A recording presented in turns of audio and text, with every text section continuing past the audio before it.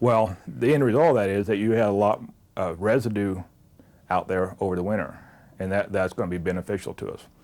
For the three systems, the conventional till system, which is a common system, had about 36 bushel, 6-year average. And the no-till system was the best. It had the highest yields, average of 53 bushel yields for the 6 years.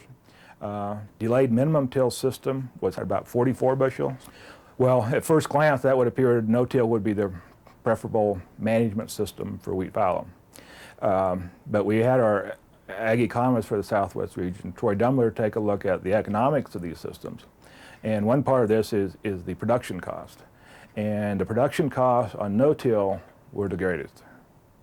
The production costs on the delayed minimum till were the least because we had a significant part of the fallow period we didn't have any costs. So it was the least, and conventional was in between.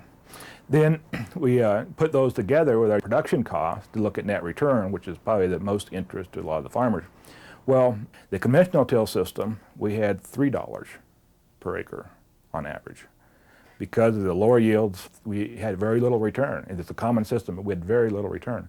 The no-till system had the highest yields. We had $30 per acre net return per year. That delayed minimum till system, even though we didn't max out yields, we did reduce costs, and we ended up with $39. So that was $9 per acre greater than no-till, and $36 per acre greater than conventional till. So the clearest thing is that conventional till is not a very desirable system. I mean, it doesn't return profitability, it doesn't save water, you don't produce that much wheat. The delayed minimum till has some promise because it gives good profitability, it cuts your costs down, compares very well with a no-till system. And for those farmers who wish to maintain consistent wildlife populations, there is no better wheat fallow technique than the delayed minimum till system. The expense of post-harvest tillage has been proven to be a waste of money and an unnecessary destruction of wildlife habitat. Agricultural research has repeatedly shown that moisture lost to weed growth on fallowed lands is successfully replaced by wintertime snows and spring rains. When the stubble and weed residues are left upright and intact, they catch more snow than those lands that were tilled. Because of runoff and evaporation losses, little of the rain that falls after wheat harvest is effectively stored in the soil. But snowfall, held in place by erect vegetation, is stored in the soil profile at about 80% efficiency. This means that on the high plains, snowfall can be the source of an average of 40% of the moisture stored. Stubble left standing through winter will collect greater amounts of snow. Increasing stubble height, and for that matter the presence of broad-leaved weeds, will further increase snow catch. Ongoing research suggests that the standing residues can also provide conservation benefits in the spring. It is important to remember that in the delayed minimum till plots of the Tribune wheat fallow study, the first treatment in the spring was an April chemical treatment, not tillage. This allowed for maximum residue cover during April, May, and early June, traditionally the highest rainfall period on the high plains. In the study, the first tillage using a sweep plow was necessary on average in mid-June. Those farmers who wish to maximize the benefits for wildlife in a delayed minimum till system should consider spray herbicide as the second treatment in June instead of tillage. This would minimize the disturbance to pheasant nests. Tillage could then be used for all subsequent treatments. Another thing to consider is the fact that stubble containing broadleafed weeds is much more beneficial to pheasants than stubble containing grassy weeds. Broadleafed plants support better insect populations and provide better overhead cover than do grasses. The presence or absence of these desirable broadleaves, as it turns out, has become dependent on whether or not the field is sprayed with residual herbicides in late winter. One of the problems that we have in maintaining a certain amount of broadleaf weeds out there in the stubble, of course those broadleaves are what's benefiting the wildlife the most, is that we've had a real increase in the use of herbicides that have a residual effect out there in that green wheat. Those herbicides are usually targeted towards your cool season broadleaves like mustard. But because they've got a long carryover, they prevent a lot of the warm season broadleaves, which are beneficial to wildlife, from ever really getting started. Probably the best solution there is if you got a mustard problem, for example, just get out there with some 2,4-D in February or March and handle it that way. The 2,4-D doesn't have that long residual carryover, and it'll let some of the warm seasons later get started in the stubble. Fields sprayed with residual herbicides usually develop stands of Russian thistle, annual grasses such as crabgrass, as well as volunteer wheat, all serious threats to crop production. In fields where no residual herbicide was applied to green wheat, annuals like common sunflower tend to grow in the stubble. Sunflowers are seldom a problem in growing crops and can actually help control grasses and volunteer wheat. You know, an interesting thing about all these sunflowers is not only do they provide really good pheasant habitat, but they're also what biologists call allelopathic. And that means that they will actually emit chemicals that will prevent, to some degree, some of the other weeds from growing. You look in here, you notice you don't see a lot of grassy weeds, but especially notice that there's virtually no volunteer wheat, even though this wasn't treated after harvest in any way. Many farmers on the high plains who traditionally used the wheat fallow system are now rotating into a spring crop such as grain sorghum or corn.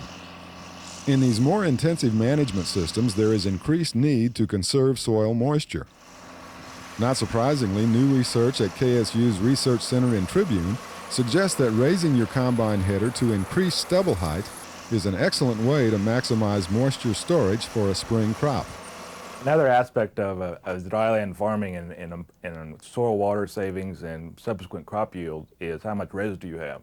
And it's probably a function of not only how much, but how tall it is.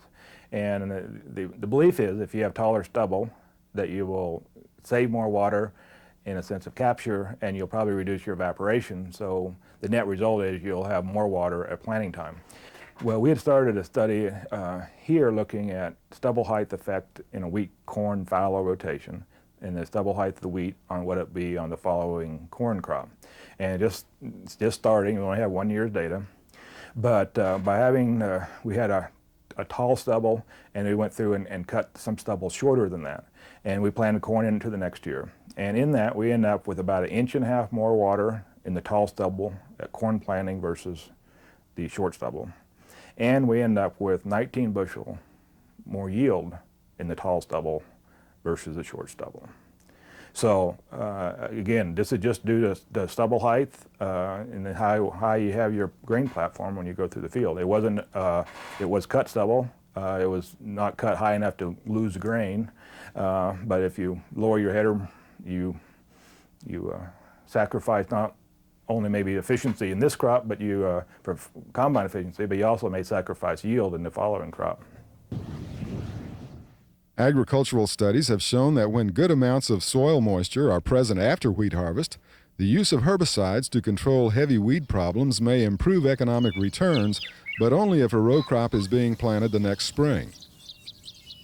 Unfortunately, when broadleaved weeds are controlled with herbicides, the field's value as brood-rearing habitat and later as winter cover is nearly lost. Those farmers wishing to provide at least some ideal habitat in sprayed fields may wish to adopt a practice known as brood strips.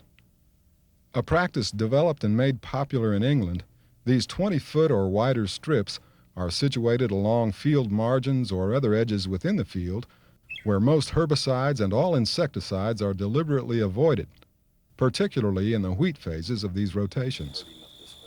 This practice allows weeds and insects to survive in these strips, offering young chicks a small zone of good habitat.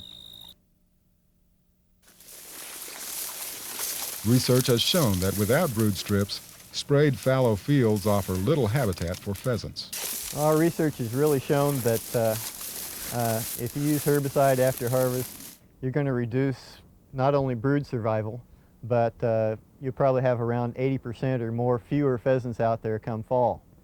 It's really that combination of having some tall stubble and a little bit of weeds out there that makes for good pheasant habitat. Of course, post-harvest tillage is even worse. The importance of weedy habitat in the formula for successful pheasant reproduction and survival cannot be overemphasized.